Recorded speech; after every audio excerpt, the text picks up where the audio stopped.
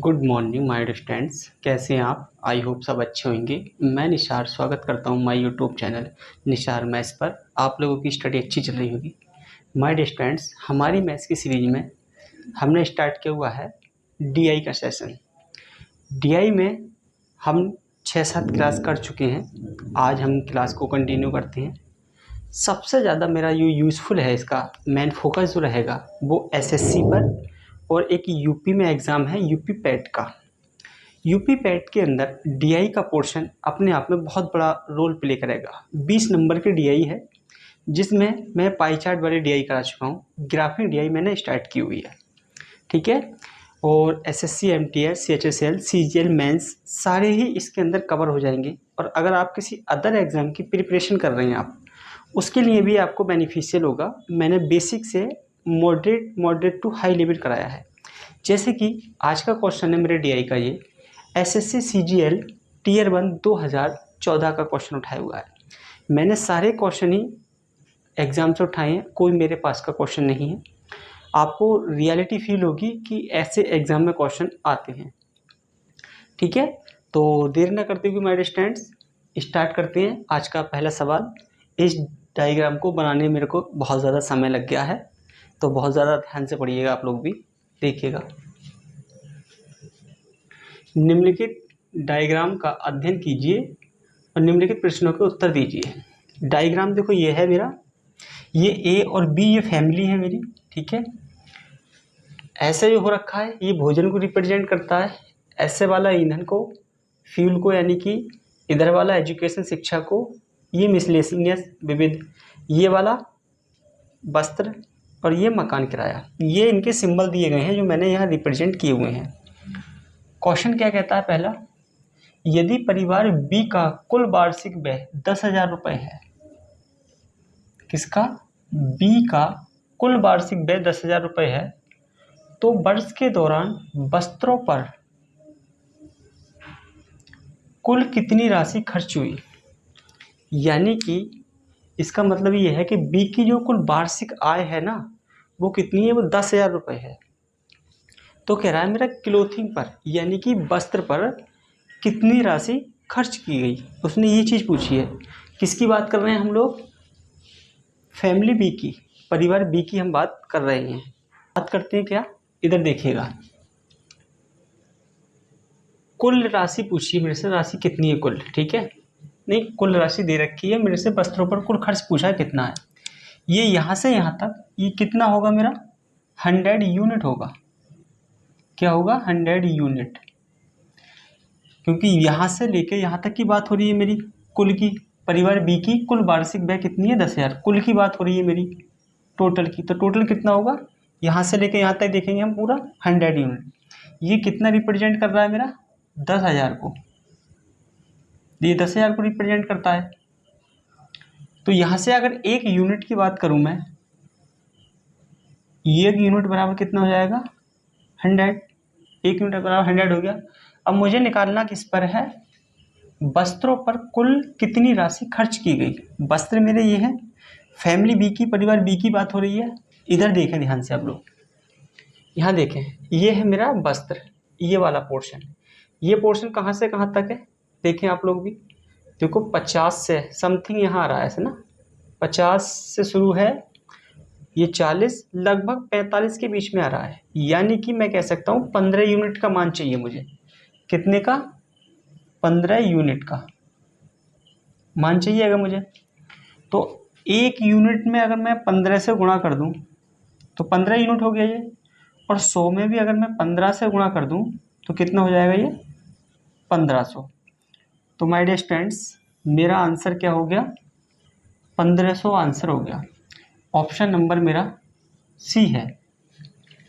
यहाँ ना, यहाँ छोटे छोटे निशान होते हैं, देखो ऐसे 0 से लेकर 10 तक, ऐसे 1 2 3 4 5 6 7 8 9 10 ऐसे निशान होते हैं। तो अगर ये निशान ऐसे मिले हुए होते हैं, अगर मैं मिलाने लग गया ना इसको ऐसे, तो सारा बोर्ड भर जाना है। क्या हो जाना? सारा बोर्ड भर जाना है। तो यहाँ से हमें खुद को अंदाज़ा लगाना है कि ये लाइन कहाँ से शुरू है? 50 से, ठीक है। कहाँ तक है? 40 से होता तो यहाँ आ रहा है लमसम ये 45 के बीच में है, ठीक है। कितना 45 तक है, ठीक, क्योंकि 40 से नीचे जाएंगे 35, तो यहाँ से कितना होगा 15 से 40 के और 35 के 30 के बीच में, यानी कि 35, यानी कि 15 होगा मेरा, 45 नहीं 35 है, ठीक है। तो कितना हो जाएगा, देखो यहाँ से यहाँ तक काउंट करूँगा 10 और 5 नीचे को आऊँगा मैं, तो कितना हो गया 15, तो 15 के मुझे मान चाहिए था। तो यहाँ लाइन नहीं डाली हुई है, अगर लाइन डालता नहीं तो मैं सारा ये भर जाता, बोर्ड तो ये दिखाई भी नहीं देती ये डायग्राम वगैरह, ठीक है। तो इस चीज़ को आप लोग थोड़ा मैनेज करिएगा, सिर्फ आप फोकस करिएगा क्वेश्चन पर, ये मैं बताता चलूँगा कौन सी लाइन कहाँ से कितना हो सकती है कितना नहीं है, ठीक है। तो आपका पहला आंसर आ गया, आप लोग इसको एक बार देखें, इस डायग्राम को भी आप लोग पढ़ें। मैं अगला क्वेश्चन लगाता हूँ, फिर अगले पे बात करते हैं।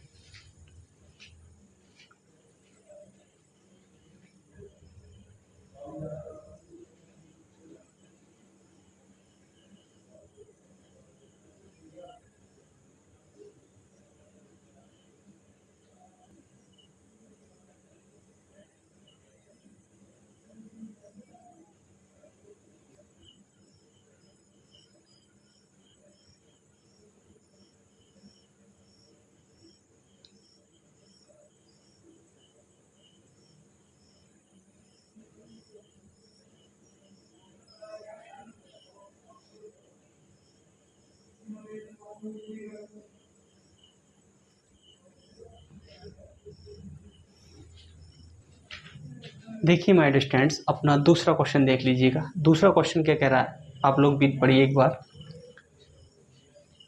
एक परिवार में, यानी परिवार ए में शिक्षा पर कुल व्यय का कितना भाग खर्च किया गया। परिवार ए में शिक्षा पर यानी कि एजुकेशन पर कितना भाग खर्च किया गया है।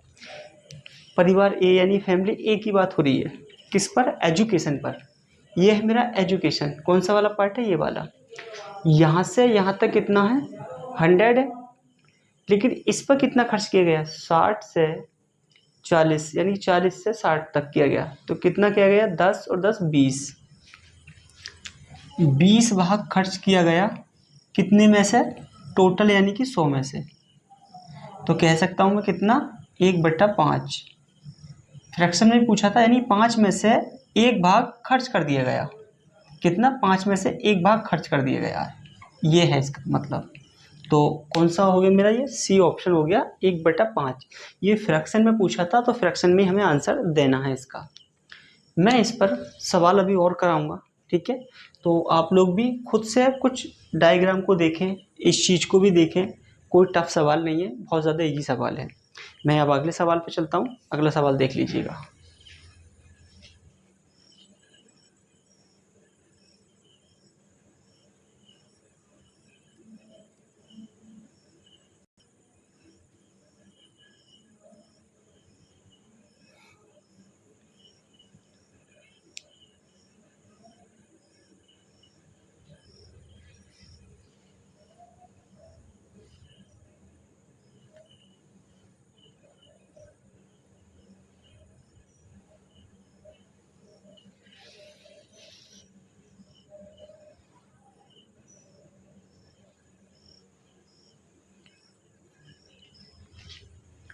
तो चलिए माय डियर स्टूडेंट्स, अपना तीसरा क्वेश्चन देख लीजिएगा इस वाले डीआई पे।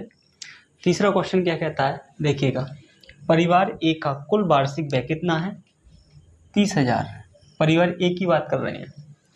तो भोजन, वस्त्रों और मकान किराए पर, भोजन, वस्त्रों और मकान किराए पर कुल राशि खर्च हुई, यानी कि फैमिली ए यानी परिवार ए की बात कर रहे हैं।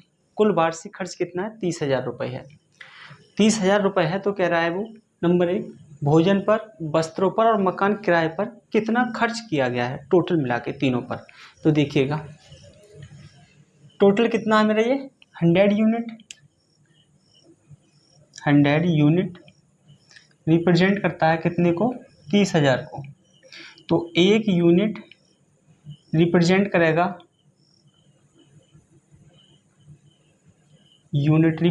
कितने को, 300 के ताई। तो कितना देखो, भोजन, वस्त्र और मकान।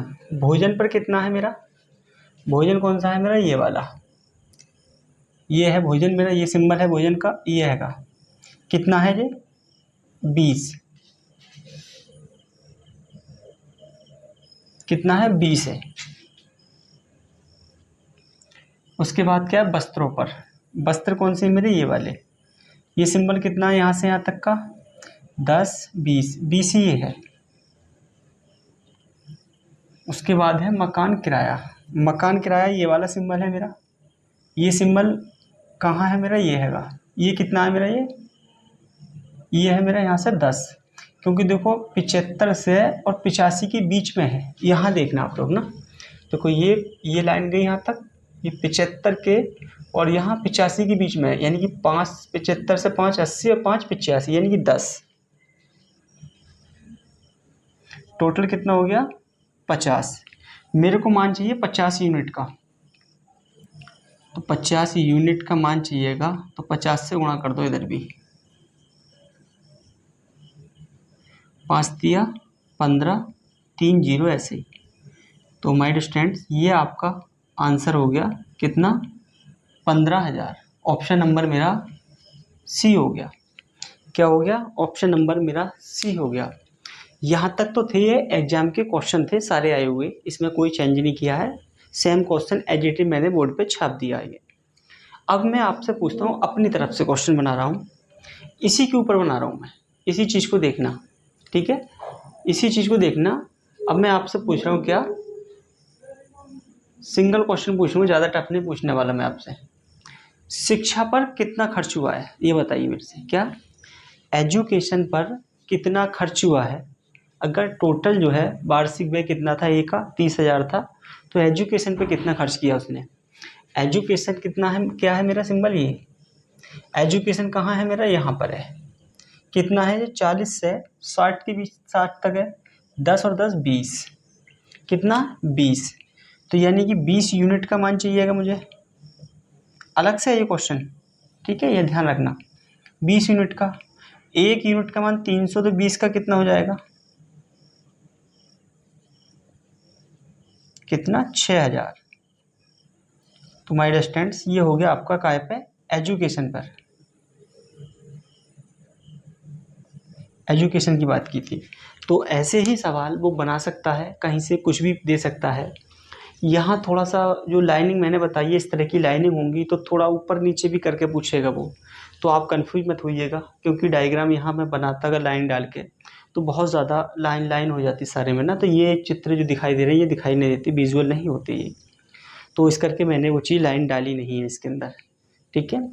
तो एक बार आप लोग इसको देखें, फिर हम अगले क्वेश्चन पे चलते हैं।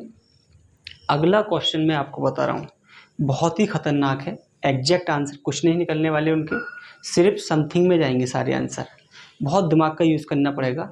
तो देखिए अगला क्वेश्चन,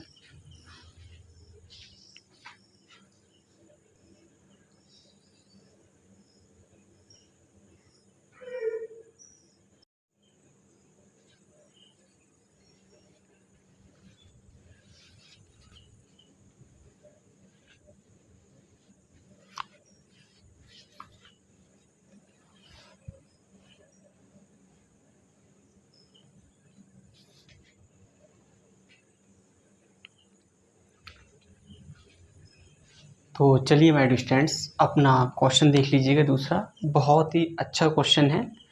इस डीआई का, इस वाले का पहला क्वेश्चन तो हल्का ही है, लेकिन और आने वाले क्वेश्चन बहुत ज़्यादा अपने आप में डिफ़िकल्ट होने वाले हैं। सारे ही क्वेश्चनों का आंसर लमसम में देना होगा हमें, तो उसकी मैं अप्रोच बताऊंगा, एकदम से कैलकुलेशन भी टफ हो जाएगी। संख्याएं ऐसी दी है इन्हें सवाल की कि कटेंगी नहीं, वो मैं आपको सवाल पर बताऊँगा। तो सवाल को रीड कर लीजिएगा आप लोग भी, देखिएगा। ये सवाल जो है मेरा SSC CHSL DO and LDC 2014 का सवाल है, बहुत ही बढ़िया सवाल है अपने आप में, जो सीखने लायक सवाल है। ऐसे ही सवाल सिलेक्शन दिलाते हैं जो कि एग्ज़ाम में होते हैं। तो देखो मैंने ये मार्क कर दिया है,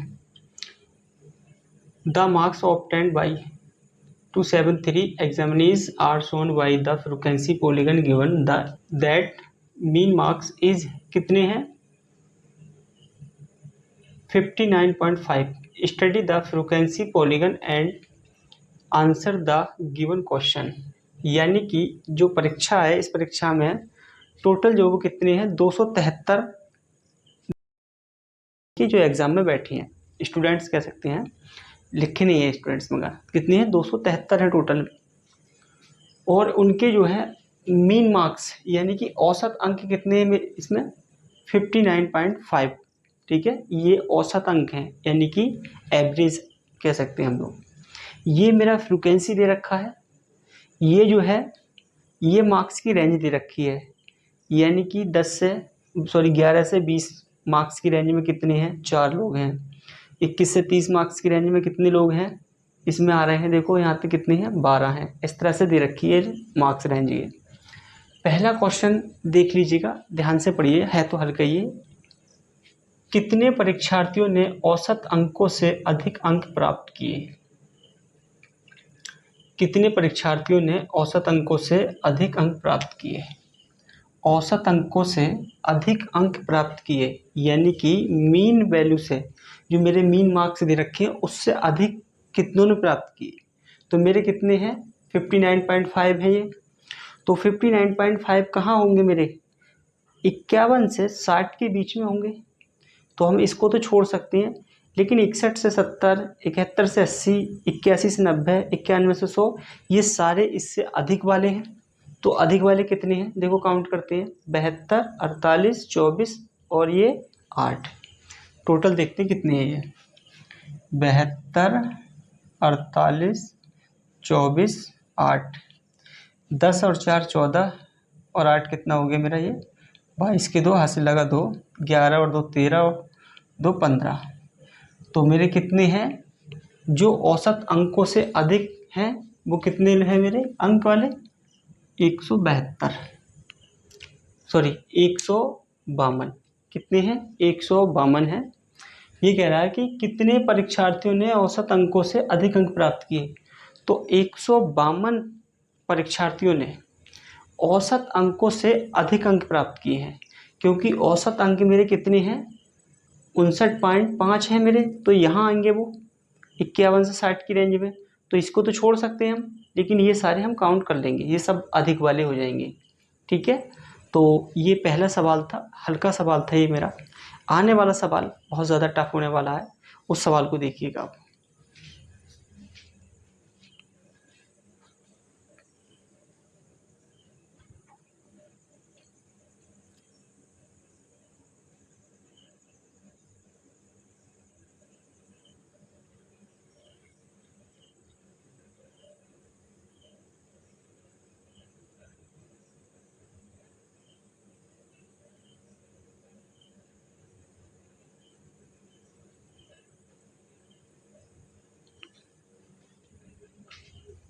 तो देखिए माय डियर स्टूडेंट्स, क्वेश्चन देखिए सेकंड क्या कह रहा है, ध्यान से पढ़िएगा।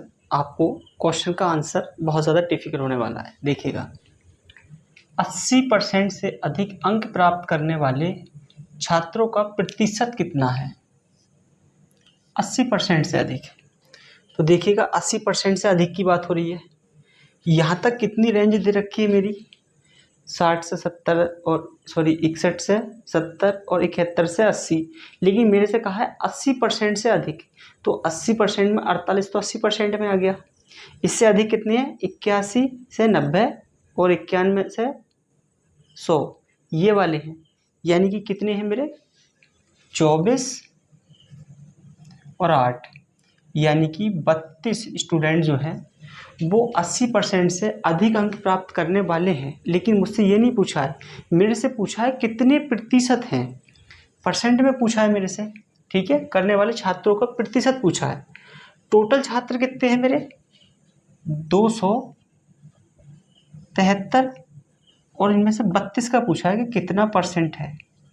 अब देखिएगा, अब मैं कह रहा था नहीं आपसे टिपिकल क्वेश्चन बनने वाला है, अब कितना टफ हो गया ये देखिए। आप इसको आप काट के दिखाइए, ये कट नहीं रहा। नीचे कितने हैं 273, अगर आप इसको 2 से काटते हैं तो भी नहीं कट रहा, पॉइंट में जा रहा है फिर भी ये। तो ऐसे सवालों को कैसे अप्रोच करना है वो चीज़ मैं बता रहा हूँ, ध्यान से सुनिएगा। अगर आप पॉइंट मिस कर गए तो आप की जिम्मेवारी है, समझ आए या नहीं आए। तो आप लोग इस चीज़ को देखिएगा खुद। ये 273 क्या है 273 जो है ये अपने आप में 100% होगा। कितना होगा 100% होगा। अगर मैं कहने लग रहा हूँ आपसे क्या कि यहाँ से सुनिएगा ध्यान से, ये जो है मेरा 100% है मेरा 273। अगर मैं कहूँ यहाँ से 1% बताइए, तो 1% हो जाएगा मेरा कितना, 273/100। ये दो ज़ीरो ऊपर चले जाएंगे तो यानी कि 100% बराबर, सॉरी 1% बराबर 2.73। ये हो गया मेरा 1% बराबर। अब मैं कहने लगूँ 10% का बताइए आप, तो हो जाएगा ये मेरा 27.3। 10% बराबर हो जाएगा। अब यही यही चीज़ देखनी है मुझे, ध्यान से सुनिएगा आप लोग। अगर मैं इसका 10% ले लूँ 273 का, कितना 10% अगर लेता हूँ मैं, तो मेरा कितना आएगा 27.3 आएगा। लेकिन मुझे चाहिए कितना 32। कितना चाहिए मुझे चाहिए 32। ध्यान से सुन लेना, ऐसे सवाल और भी कराऊंगा, सारे में काम आने वाला है, ये बहुत ध्यान से सुनना आप लोग। तो इस चीज़ को देखें आप, अगर मैंने 10% लिया तो मेरा 27.3 चला गया, तो मेरी 10% से छोटा तो आंसर होगा ही नहीं। ये कितना परसेंट है, 9.1%, ये भी नहीं है। ये 10 पॉइंट कुछ है, तो ये भी नहीं होगा मेरा आंसर। क्या है मेरा आंसर, ये भी नहीं होगा। आंसर रहा 11 में और 12 में। अगर मैं 1% और बढ़ा दूं, 1% और बढ़ा दूं, तो सुनिए, अब मैं जोड़ रहा हूँ इसी को, देखो कितना, यहाँ देखो आप लोग, 10% था मेरा कितना 27.3, 1% कितना है मेरा 2.73। अब जब मैं इसको जोड़ रहा हूँ 1% है, तो टोटल मिला के कितना हो जाएगा, ये इसको और इसको जोड़ूंगा तो मैं 11% हो जाएगा ये। और यहाँ जोड़ूंगा तो कितना होगा, देखो ये 3, 10 का 0, हासिल लगा 1, 7 और 2 9 और 1 10, हासिल लगा 1, ये 3, 30.03 हो जाएगा। यानी कि अगर मैं जोड़ता हूँ 11% तो कितना हो गया ये 30.03 हो गया। 11% 30.03 हो गया, कितना 11%। लेकिन मेरा 11% भी आंसर नहीं है, 11 से मेरा ज़्यादा है। क्या है मेरा, 11 से ज़्यादा है। कितना, 11 से ज़्यादा है, क्योंकि 11% मेरा 30.03 रह गया मेरा। तो मेरा आंसर क्या है, 32 आना चाहिए मेरा। तो क्या आंसर मेरा ये है या ये है, इन दोनों में मुझे लड़ाई करनी रह गई, क्योंकि 11 पॉइंट कुछ समथिंग में, 11 पॉइंट कुछ समथिंग में है। तो मैं 1% और बढ़ाता हूँ, मैं 12% का मान देखता हूँ। तो 12% का मान जब देखूँगा तो कितना हो जाएगा, देखो 1% और जोड़ देता हूँ अगर मैं इसमें, तो कितना 1% का मान 2.73, यही तो है। इसको जब मैं जोड़ूंगा 6, 7.23, यानी कि 11% बराबर मेरा कितना है 12% होगा ना, 12%, क्योंकि 11 और 1 12 हो गया अब। तो 12% बराबर मेरा कितना है 32.76। कितना है मेरा 12% 32.76। तो आप मुझे ये बताइए, मेरा है कितना 32, मेरा क्या है 32 है मेरा। तो मेरा ये 32 से थोड़ा सा ज़्यादा है। क्या है, 32 से थोड़ा सा ज़्यादा है, तो मेरा आंसर क्या होगा, 12 से थोड़ा सा कम होगा। क्या होगा मेरा आंसर, 12 से थोड़ा सा कम होगा, क्योंकि ये 12% जो है 32 से थोड़ा सा ज़्यादा है मेरा। मेरा आंसर होगा 32। मेरा पूरा कितना होगा 32, तो 12 से थोड़ा छोटा होगा। तो अब ये बताइए मेरे से, 12 से थोड़ा छोटा ये है 11.28 या 11.72 है, थोड़ा सा छोटा कौन सा है मेरा।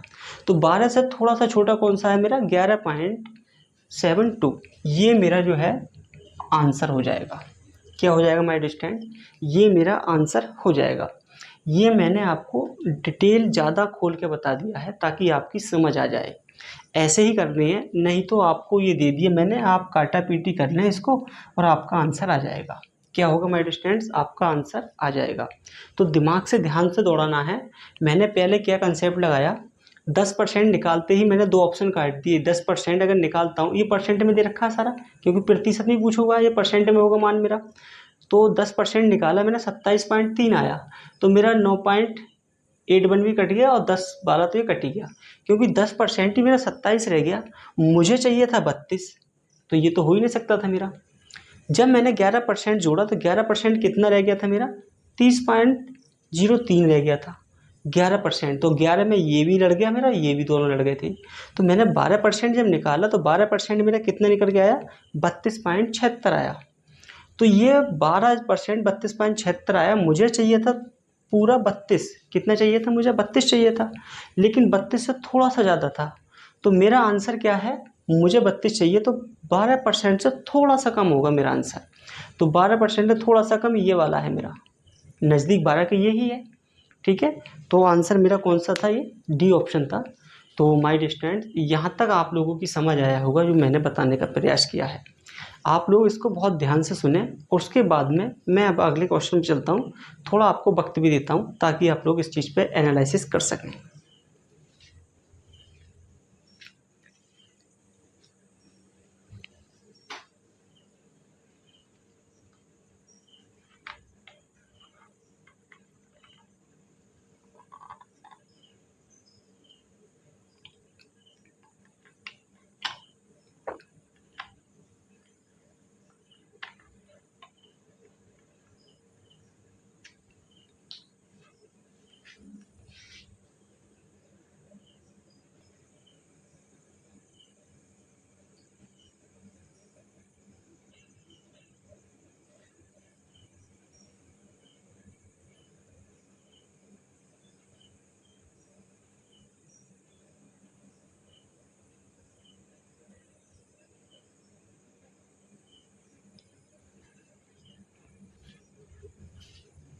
तो चलिए माय डियर स्टूडेंट्स, इस वाली डीआई का तीसरा क्वेश्चन देखिएगा। अपने आप में ये भी ज़बरदस्त क्वेश्चन है।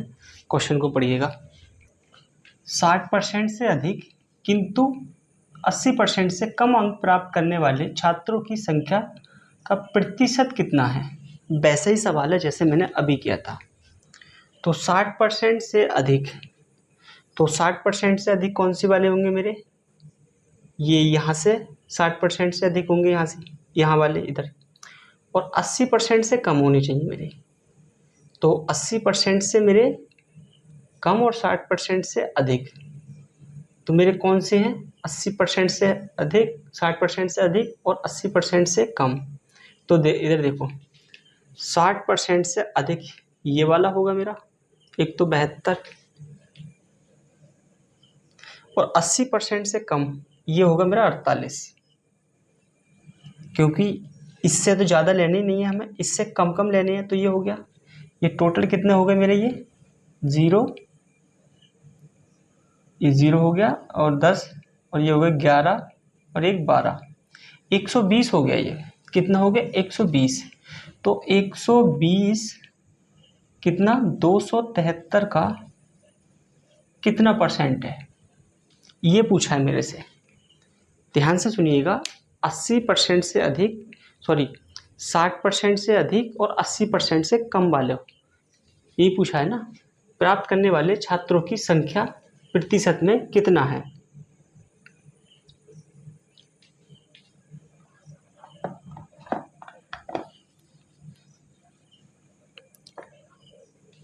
देखिएगा, 60% से कम, ये मेरा 60% है, नहीं 60% से अधिक।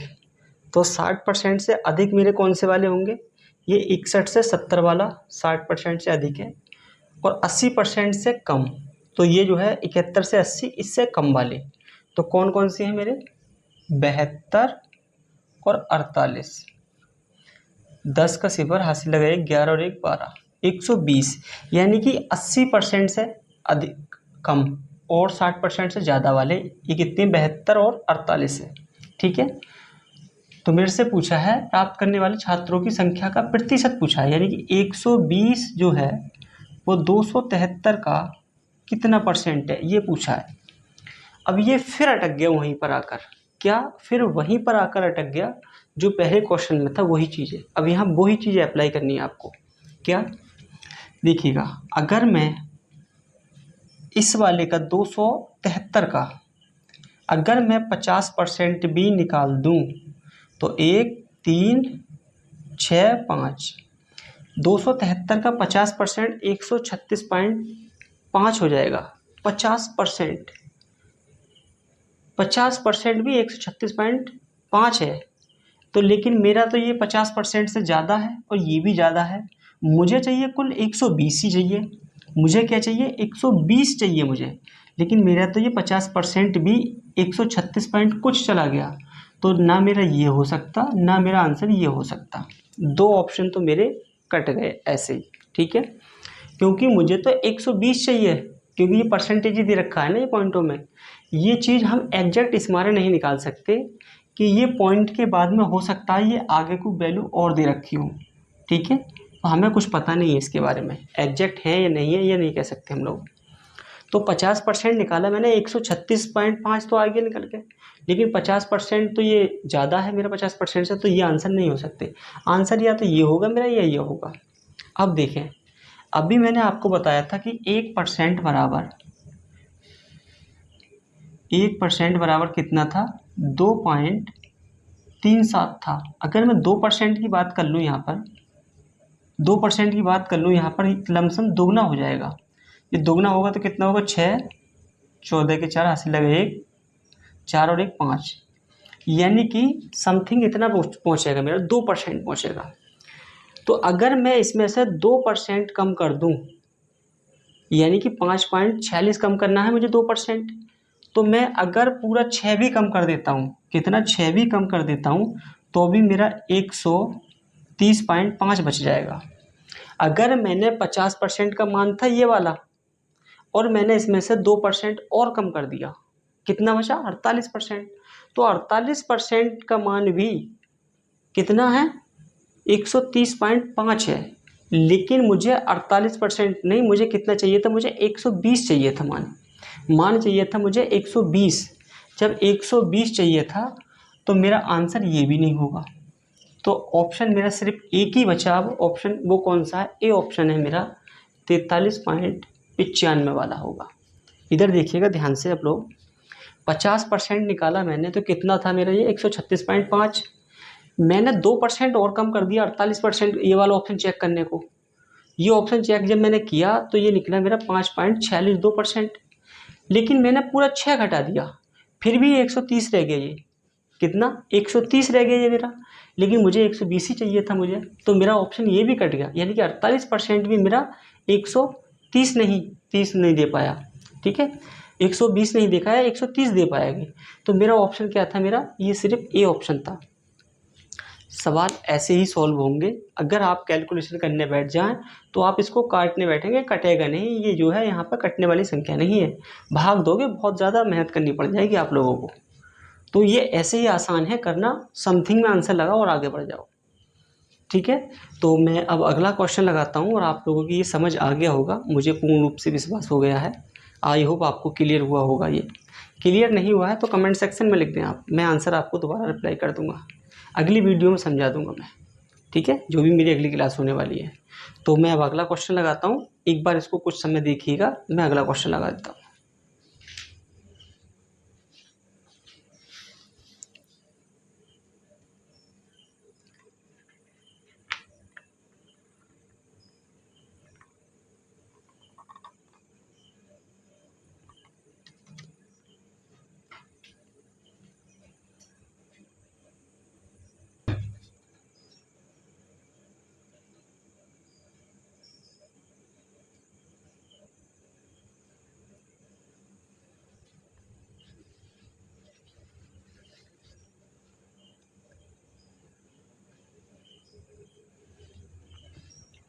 तो चलिए माय स्टूडेंट, क्वेश्चन को सॉल्व कीजिएगा।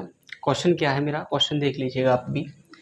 यदि उत्तीर्ण अंक 40 हो तो बताइए कितने प्रतिशत छात्र फेल हुए। यानी कि उत्तीर्ण अंक जो हैं वो मेरे 40 हैं, तो कितने परसेंट छात्र फेल हुए? देखिएगा डायग्राम देखो आप लोग, ये क्या है? मेरे उत्तीर्ण अंक है 40, यानी कि 40 से कम वाले नहीं हो सकते, 40 से कम वाले फेल होंगे। ठीक है, और 40 उत्तीर्ण अंक हैं, 40 से ऊपर कितने भी हो लेकिन कम नहीं होने चाहिए। तो देखो आप लोग, कम कितने हैं इससे? 2 ये वाले, 4 ये हैं, 12 और ये 26। ये क्या है मेरे फेल वाले हैं। 6 और 6 12 और 2 14 के 4 हासिल लगा 1 3 और 1 4। 44 स्टूडेंट ऐसे हैं जो फेल हुए हैं। मेरे से पूछा है परसेंटेज में, तो देखिएगा 44/273 गुणा 100। अब ये मेरा फिर वही फंडा पड़ गया मुझे आके, फिर मैं क्वेश्चन को ही लग गया, फिर मुझे वही रूल लगाना पड़ेगा अपना वाला। ठीक है, देखिए आप लोग, ये सारे आंसर मेरे समथिंग क्या है, ये मेरे 15% के समथिंग में है। अगर मैं 15% निकाल दूं तो मुझे 2-3 ऑप्शन छट सकते हैं। देखो कितने, 1% बराबर मैंने आपको बताया था कितना था, 2.73 था। अगर मैं 15% निकालता हूँ तो 15 से गुणा करनी पड़ेगी, तो 15 से गुणा मुझे इधर करनी पड़ेगी। 15 तिया 45 के 5 हासिल लगे 4, 15 सत्ते 105 और 4 कितना हो गया 9, हासिल लग गए 10, 15 दूनी 30 और 10 कितना हो गया 40, 2 के बाद पॉइंट, तो ये पॉइंट लग गया। यानी कि 15% मैंने निकाला तो 15% भी 40.95% आ गया 15% मेरा। तो मेरा आंसर 15% से छोटा तो हो नहीं सकता। क्या, मेरा आंसर 15% से छोटा नहीं हो सकता। ठीक है, क्योंकि मुझे चाहिए 44, लेकिन ये तो 40 ही रह गया 15% भी, तो मैं ये तो काट दूंगा पहले ही। क्या, मैं ये काट दूंगा पहले ही। अब मुझे चेक करना है एक चीज़ और, देखें क्या, अगर मैं इसमें 1% और जोड़ दूं, 1% का मान कितना है मेरा 2.73। अगर मैं 40.95 में अगर मैं 1% और जोड़ता हूँ 2.73, तो कितना हो जाएगा, ये 16% हो जाएगा मेरा। देखो 8 और यहाँ हो गया ये मेरा 16 के 6 हासिल लगा 1 3 4, यानी कि मेरा 16%, इधर देखें माय स्टूडेंट, 16% मेरा कितना है, 43.68 के समथिंग बैठ गया मेरा 16%। देखो अगर मैं इनको जोड़ देता हूँ अब, तो कितना हो जाएगा ये 16%, तो यहाँ कितना हो रहा है, ये मेरा जोड़ा है मैंने, ये 43.68 हो गया 16%। तो 16% हो रहा है मेरा 43.68, यानी कि समथिंग में जा रहा है 16% के, 44 के समथिंग में पहुंच रहा है मेरा। क्या, 44 के समथिंग में मेरा पहुंच रहा है, ये यही तो है, हाँ 44 के समथिंग में मेरा पहुंच रहा है। तो मेरा 16% वाला आंसर हो सकता है, लेकिन 15% कुछ नहीं हो सकता, क्योंकि 15% कुछ जो है 16% से अगर कम रखूँगा मैं, तो मेरा आंसर तो ऑलरेडी का इससे कम हो जाएगा। क्या हो जाएगा, इससे कम हो जाएगा मेरा, और 16% भी अभी भी कम है, नज़दीक में ही तो है, तो मेरा आंसर ये भी नहीं होगा 15.84 वाला भी। 16.11 हो सकता है आंसर, लेकिन मुझे अभी 17 वाला और चेक करना है एक बार। अगर मैं इसमें 1% और जोड़ दूँ, 1% का मान कितना है 2.73, तो कितना हो गया ये मेरा, ये पॉइंट देखो 11 का 1 हासिल लगा 1, 13 और 1 14 हासिल लगा 1, कितना हो गया 5 और 1 6 4, 46.41 हो गया। अगर मैं 17% निकाल रहा हूँ तो, और ये है 17.25%, मुझे तो कुल चाहिए 44 ही, ये तो 46 हो गया मेरा, तो 17 वाला भी आंसर मेरा नहीं होगा। तो मेरा आंसर क्या होगा, सिर्फ 16.11 वाला मेरा आंसर होगा, क्योंकि मैंने 16% निकाला था तो 43.68 आ गया था, लेकिन मुझे 16.11% का मान चाहिए था, क्योंकि ऑप्शन में इसका मान ही मेरा 44% बैठेगा। ठीक है, तो आप लोगों की समझ आया होगा, मैंने समझाने का प्रयास किया है। इस सवाल के अंदर बहुत ज़्यादा दिमाग लगाने की ज़रूरत थी, और बहुत ही अच्छे लेवल का सवाल था, और आप लोगों ने इसको सोचा होगा और देखा भी होगा कि हाँ किस स्टैंडर्ड का सवाल था ये। तो माय डियर स्टूडेंट्स, आज की क्लास यहीं तक रखते हैं। क्लास कैसी लगी कमेंट सेक्शन में बता दीजिएगा आप लोग, और अच्छी लगी हो तो लाइक करेंगे, और अच्छी नहीं लगी हो तो डिसलाइक कर दो आप, डिसलाइक करने का भी पूरा अधिकार है आप लोगों को। ठीक है, और अगर आपको कोई चीज़ यहाँ पूछनी है मेरे को तो कमेंट सेक्शन में डाल सकते हैं आप, या आप मेरे से पर्सनल टॉपिक पर भी अपने कोई बात करना चाहते हैं तो मेरे से आप बात कर सकते हैं। 2 PM से 3 PM बात करें, 2 बजे से 3 बजे तक। बाकी टाइम में बिज़ी रहता हूँ। और क्लास देखने के लिए आप सभी का धन्यवाद।